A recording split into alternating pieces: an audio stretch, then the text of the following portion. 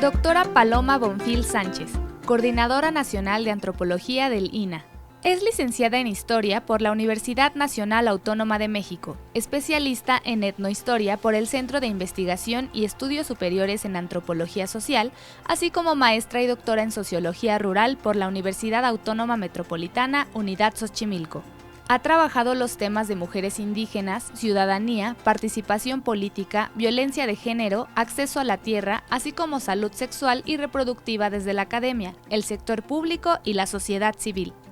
¿Cómo se integra una Ciudad de México pluricultural e incluyente en el que las personas indígenas puedan luchar por sus raíces, territorios y en el que quepan muchos mundos y cosmovisiones? Bueno, la Ciudad de México es la ciudad más india del continente. En esta ciudad se hablan todas las lenguas indígenas de nuestro país y muchas otras que no son de nuestro país. Es una ciudad que podemos ver en sus barrios, en sus calles, en sus mercados, en muchos lugares, incluso en el metro. Podemos ver los vestigios de lo que fue y también las huellas de lo que todavía es, ¿no? Vivimos en una ciudad que creció y se fundó sobre otra ciudad. Y en muchas ocasiones encontramos dónde se juntan esas dos historias. Entonces, esta es una ciudad india. Es una ciudad en la que, como les digo, la comida, los nombres, todo nos recuerda que somos pues una nación que tiene una raíz enorme y muy variada. Pero además, México es también hoy una ciudad cosmopolita. O sea, si vamos a ciertas zonas de la ciudad y escuchamos que se habla chino, que se habla coreano, que se habla inglés, que se habla ruso, que se habla yiddish. O sea, es una ciudad que ha sabido como recibir, acoger y abrazar como muchas identidades y muchas culturas en distintos momentos de su historia. Entonces yo creo que la primera manera de construir una ciudad donde quepan todos esos mundos, que de por sí ya caben un poco apretados, pero ya caben, apretados y contaminados, es reconocer justamente que parte de la enorme riqueza y atractivo de este lugar es todas las miradas, las historias y los caminos que aquí llegan. Entonces, normativamente también pues es una ciudad que ha construido derechos desde hace ya varias décadas y que es muy orgullosa de eso.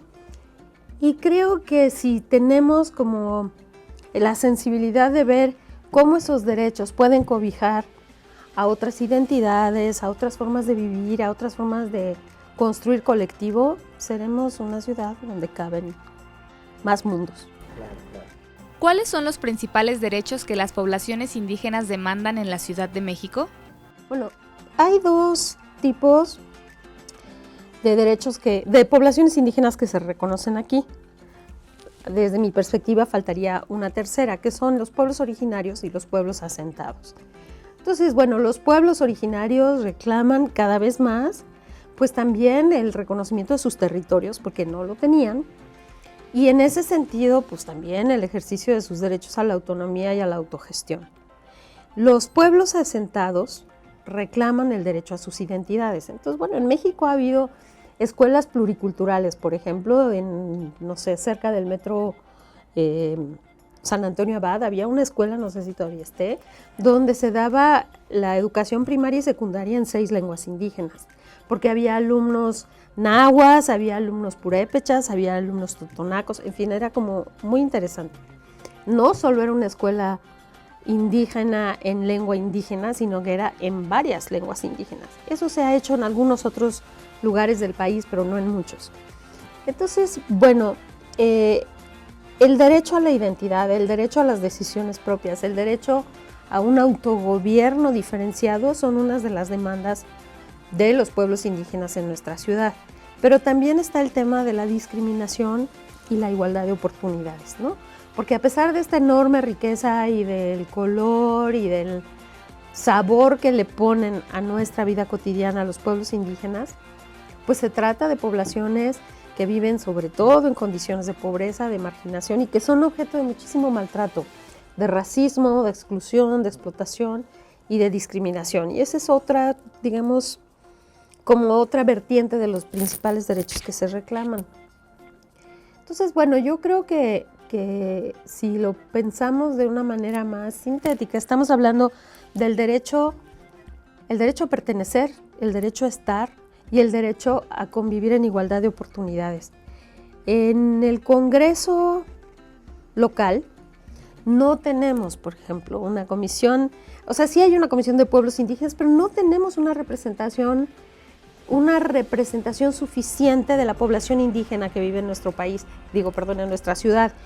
Una ciudad que además es una ciudad enorme, es una megalópolis, en donde, aunque sí tenemos mucha población indígena y si la sumamos, como les decía, estamos hablando de la ciudad más india del continente, proporcionalmente no alcanza, no se ve tanto, se diluye y entonces pues el derecho a la representación política y a la toma de decisiones yo creo que es un derecho pendiente.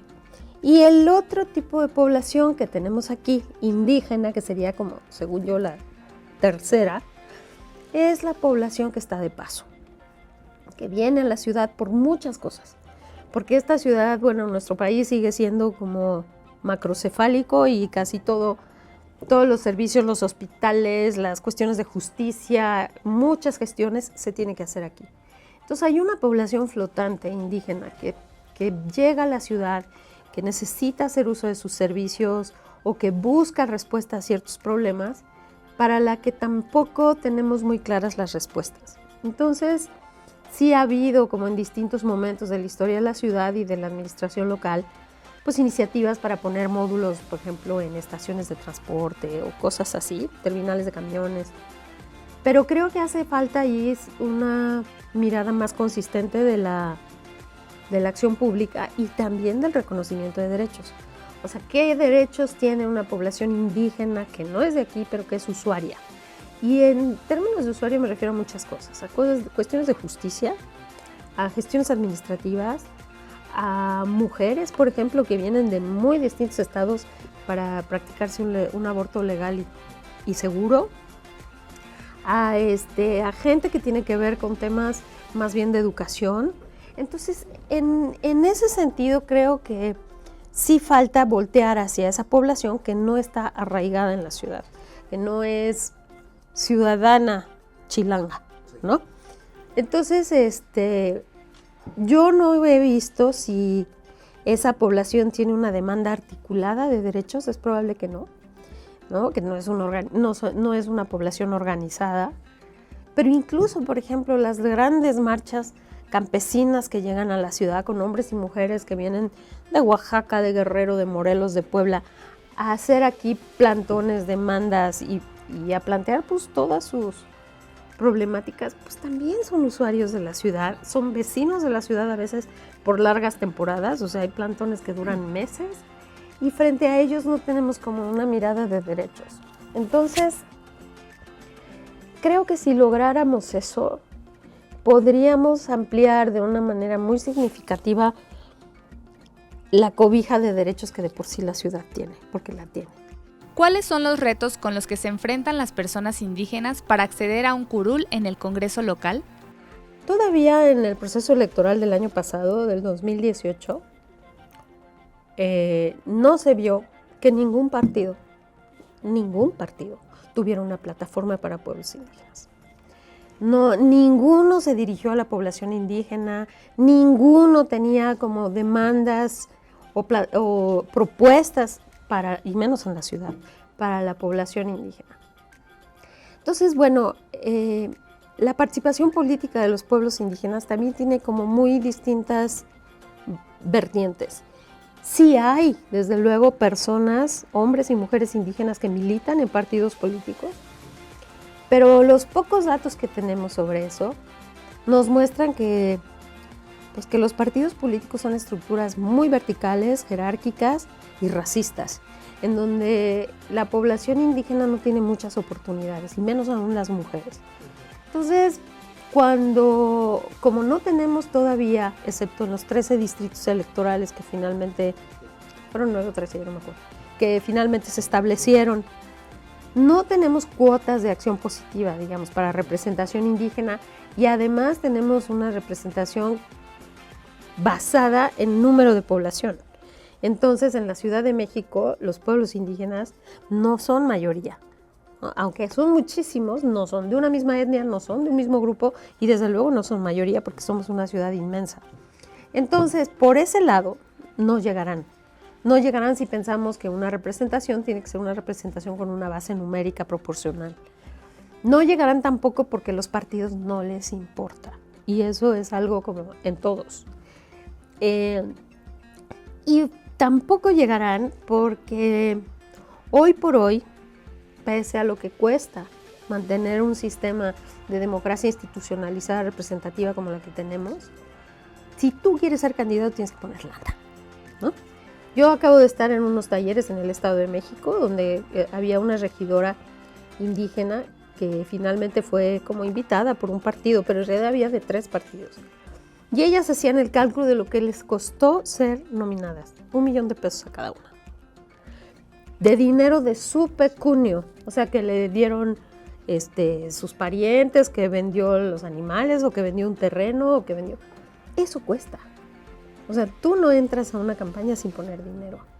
Y si hablamos de que en nuestro país todavía la inmensa mayoría de la población indígena está bajo la línea de pobreza, que esa es una de las grandes injusticias que tenemos, de unas brechas de derechos, o sea, podemos hablar de todo tipo de reconocimiento de derechos, pero si tú, por el hecho de ser un niño o niña indígena que nace en un lugar donde más de la mitad de la población habla una lengua, tienes 3 o 4 veces más de posibilidades de morir antes de los 2 años por ese solo hecho, quiere decir que nuestro país tiene mucha tarea enfrente.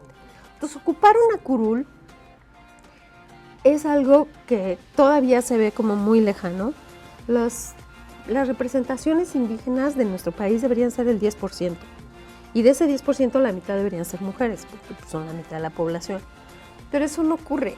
O sea, hoy que estamos hablando de la legislatura de la paridad, y estamos hablando de eso en términos de género, ¿cuántas diputadas indígenas hay? ¿Cuántas diputadas indígenas hay en el Congreso local? Yo no tengo ese dato, pero no, creo que no hay ninguna. Entonces, pues sí, es importante que volteemos a ver qué lugar le está dejando, le está abriendo la sociedad a la población indígena. ¿Dónde están las mujeres indígenas en la ciudad? ¿Dónde están? ¿No? Si volteamos a ver, están en nichos de ocupación precarizados, en espacios donde se les paga muy mal, se les explota muchísimo, donde hay un altísimo nivel de violencia y de discriminación. Entonces, pues una curul es algo como de agenda pendiente. ¿Cómo se puede garantizar la participación de las mujeres indígenas en elecciones de representación popular? Bueno, para empezar necesitamos ver lo que representa para una mujer contender políticamente. O sea, tú para poder dedicarte al ámbito público, político, tienes que resolver tu ámbito privado. Entonces, si una mujer se va a meter en política, quiere decir que alguien se está ocupando de su casa, de sus hijos, de su marido. Muchas que pueden, indígenas, que entran a política es porque tienen tierra y libertad, es decir, tienen alguna certeza económica y no tienen marido. Entonces eso es una condición, lo siento, pero es una condición muy importante para poder ingresar en política. Pero si pensamos que además, o sea, si damos seguimiento, por ejemplo, a la gente, a las personas indígenas y sobre todo, bueno, yo pienso en las mujeres que resultaron electas por efecto de la paridad obligatoria en las elecciones del año pasado, que no ocurrió en la Ciudad de México, pero sí en otras entidades, lo que vemos es, bueno, llegan después de muchísimos trabajos y hay muy pocas indígenas en relación a las mujeres indígenas que deberían estar e incluso a los hombres indígenas, y quedan en puestos en donde también son sujetas a otro tipo de violencia política, es decir, sin preparación, sin información, sin redes, sin un cobijo que les permita hacer bien su trabajo. Y en muchos casos, no en la Ciudad de México, pero en otros lugares, pues se han hecho famosos los casos de simulación, los casos de despojo del puesto, los casos como de, pues ahí te quedas pero calladita porque pues quien toma las decisiones es tu marido, tu hijo o el presidente, en fin, ¿no? Entonces yo creo que en términos de lograr una participación real, política, de las mujeres indígenas en la democracia institucional de nuestro país, pues todavía queda mucho camino por andar. Pero la Ciudad de México es un espacio muy particular, porque además no tenemos como tal, excepto en los pueblos originarios, pues una comunidad de base. Entonces, ¿de dónde pueden venir las mujeres indígenas que pudieran contender políticamente? Pues de organizaciones. Y muchas de esas organizaciones no se adhieren a los partidos, son organizaciones independientes por derechos laborales, contra la discriminación, contra la violencia. Y pues aunque lo hemos intentado, no hemos logrado un sistema de candidaturas ciudadanas ni independientes. Si estando en un partido te cuesta tantísimo dinero entrar, pues ahora desde una organización pues está todavía más complicado, ¿no? ¿Cómo se puede sensibilizar a la ciudadanía sobre los derechos, exigencias y necesidades de las poblaciones pertenecientes a barrios y comunidades originarios? Sí es muy importante que vayamos pasando a ese momento en que dejemos de hablar de la población indígena y empecemos a escuchar lo que la población indígena tiene que decir, que tiene mucho que decir y tiene además vocerías muy preparadas, muy claras, muy asertivas. Esa sería una primera cosa. Y en todos sentidos, o sea, creo que cada vez afortunadamente hay más espacios de ese tipo, pero no son suficientes aún. Entonces, yo he estado, por ejemplo, en festivales de poesía indígena, donde están poetas indígenas, mujeres, y la gente que llega y se pone a escuchar dice, ay, mira con su traje y escribió un poema bien bonito, mira, o sea, realmente somos un país muy racista y necesitamos darnos cuenta de eso. Y la única manera es pues restregándonoslo en la cara, y, o sea, porque, ay no, yo no soy racista, pobrecitos inditos, oye, pues no, ¿cómo voy a ser racista, no? Entonces, bueno, primero señalar eso y luego mostrar todo lo que sí tienen los pueblos indígenas, todas las cosas que crearon, sí, en la historia, porque en nuestro país somos adoradores del indio muerto, del pasado, ¿no? Entonces sí vamos a los museos, nos admiramos con las vasijas y las esculturas, y después pasamos y le pateamos el puesto a una señora que está vendiendo naranjas en la calle. Entonces, abrir espacios propios, mostrar las prácticas que son prácticas denigrantes, de discriminación, de explotación. Y yo creo que pues, establecer diálogos horizontales con las voces indígenas es la única manera.